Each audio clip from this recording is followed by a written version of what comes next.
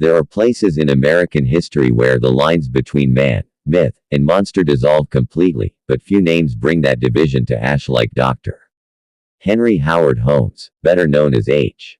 H. Holmes, the charming physician, the fraudulent entrepreneur, the pathological con artist, and the architect of one of the most disturbing structures ever built, a Chicago building that newspapers later called the Murder Castle. His crimes were real, and so were his victims. And if the testimonies that followed are to be believed, so were the things that lingered after him. Some claimed to hear footsteps in sealed halls. Others swore Holmes himself returned long after the noose broke his neck.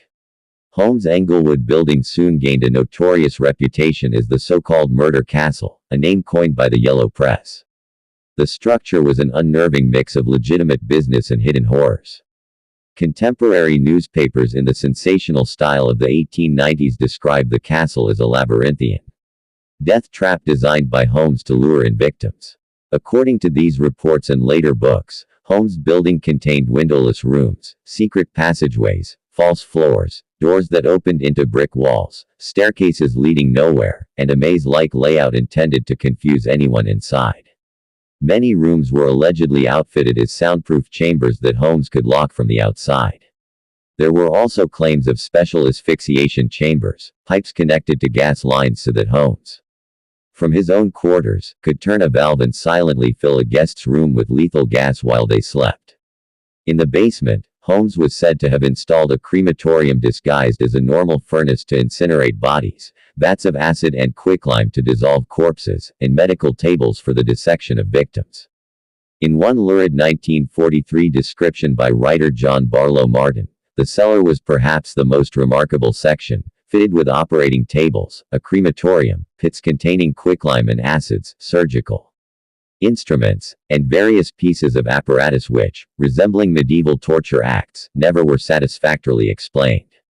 Supposedly, Holmes even had a stretching rack for horrific experiments and hired a needy articulator, an articulate skeleton seller, to help strip flesh from bodies and assemble skeletons for sale. These gruesome features, trapdoors, torture devices, secret chutes for dumping bodies, captured the public's imagination and earned the building its nickname as a house of horrors. However, later research has shown that many of these claims were exaggerated or outright myths propagated by 19th-century tabloids. The reality of Holmes' Castle, while certainly sinister, was less likely fantastic than the legend. Modern historians like Adam Selzer and Harold Schechter have noted that much of the Murder Castle lore came from an overly credulous press that printed wild allegations during Holmes' arrest and trial. For example, newspapers reported the castle contained over 100 rooms, and countless passageways of terror, but in truth, the completed portion was of modest size. The third floor was never fully finished or used as a hotel in any significant capacity. Blueprints and analysis indicate the building had some oddly constructed rooms and a few secret compartments, but these spaces likely served to hide stolen merchandise, furniture that Holmes had acquired on credit and never paid for, rather than to imprison victims. It is true that Holmes designed the second floor in a confusing way, probably to double-cross creditors and provide concealment. There was a walk-in vault built into the second floor, which Holmes used as an office safe, a room he could seal shut. This vault did figure in one of Holmes' murders as an airtight chamber for suffocation, but the sensational claims of hinged walls, spring-loaded torture devices, or rooms literally built as gas chambers were not substantiated by physical evidence. When investigators finally examined the property in 1895, they did discover a few hidden closets, sealed rooms, a secret staircase, and a chute leading from the second floor to the basement through which Holmes could slide bodies. The basement did contain a furnace, pits of quicklime, and bottles of chemicals, items which could be used for disposing of corpses. Police also found an array of surgical tools and charred remains, but much of the more elaborate torture palace narrative was likely the product of yellow journalism and Holmes' own embellishments. Holmes himself encouraged these ghastly tales at times, perhaps to inflate his infamy. Even so, the castle was undeniably the site of multiple murders, and the evil aura of the place has persisted in legend. Holmes' last quip, when the executioner fumbled with the noose, was chillingly casual. "Take your time, old man. I'm in no hurry, he joked. At 10:13 a.m., the trapdoor was sprung by Sheriff Clement. Holmes dropped and the rope went taut. Contrary to some reports, his neck did not break. Contemporary medical witnesses said Holmes' neck was broken by the fall. However, his body did exhibit notable twitching and convulsions for nearly 15 minutes before he was officially pronounced dead. Observers found this gruesomely fitting, a slow death for a man who had inflicted slow agony on others. By 10:25 a.m., H. Holmes was declared dead at age 34. Holmes had one final request that spoke to his macabre last. He asked that his coffin be filled with cement and buried extra deep, 10 feet down, because he feared grave robbers might steal his body for dissection. It's a dark irony that this notorious body snatcher and seller of cadavers was terrified of becoming a cadaver himself. But his wish was granted. After the execution, no autopsy was performed. Holmes' lawyer objected to it. One odd footnote. Decades after his death, rumors emerged that Holmes had somehow faked his execution and escaped, given his penchant for trickery. This was pure conspiracy theory, but gained some traction in fringe discussions. To lay it to rest, in 2017, researchers obtained permission to exhume Holmes' body from Holy Cross Cemetery. Because of the concrete encasement, Holmes' remains were remarkably well preserved. His clothing was intact, and even his trademark mustache was recognizable on the skull. Dental records positively identified the body as indeed Holmes after over 120 years.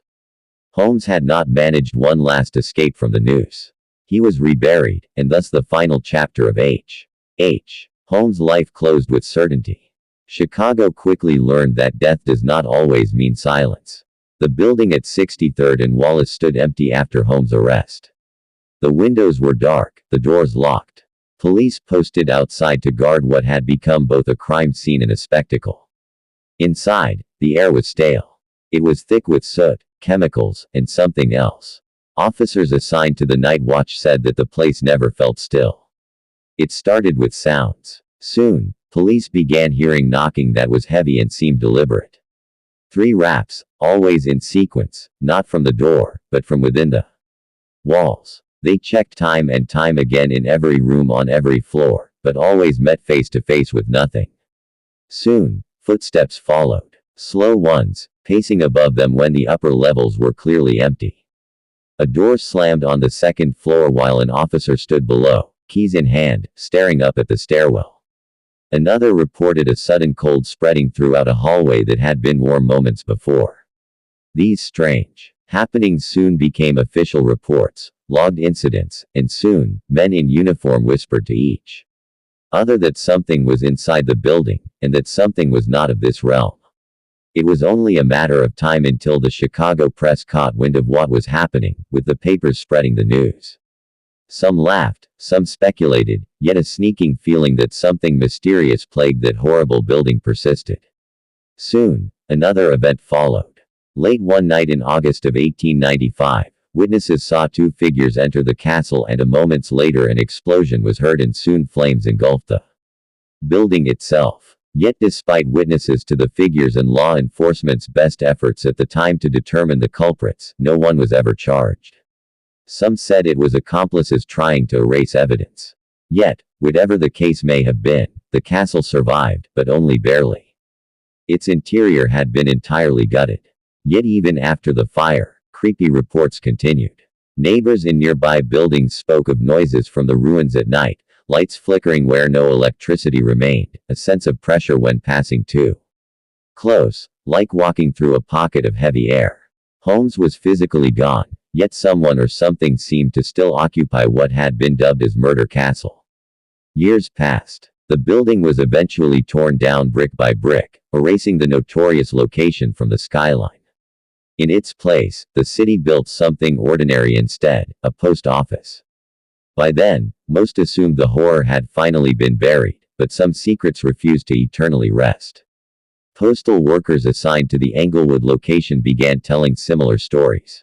They spoke of the basement, where upon descending the steps, it felt as if one was stepping into a tomb, their lungs becoming filled with stale, dead air, of footsteps echoing behind them when no one was there, of doors slamming shut on their own, machines malfunctioned repeatedly in specific areas, and lights flickered for no reason. Accompanying these happenings soon came a disturbing manifestation: screams. Sharp and loud disembodied screams, described the same way by different people who never spoke to each other. Occasionally pierced the air. These happenings almost always seemed to occur within the basement of the post office. Some workers who heard them ran. Some froze, and several never went back downstairs again. These occurrences became so frequent that over time multiple employees refused to work alone below ground.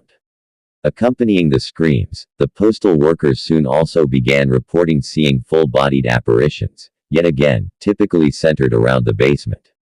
Witnesses described the same sensation. After these encounters, confusion, dread, and the overwhelming certainty that they were not welcome. But among these shadowy figures was one that became more prominent than the others, with disturbing reports centered on its presence in particular. Workers soon spoke of a tall, menacing man in black, not a clear apparition, but more like a silhouette, but one that was darker than the surrounding darkness. This shadow man was often seen in one's peripheral vision, and then would vanish when confronted. Yet its presence was accompanied by feelings of a pressure on one's chest, a tightening in the throat, and the overwhelming dread that one was in imminent danger. Many would come to believe that this was the spirit of Holmes himself. With this being said, there are possible explanations, of course.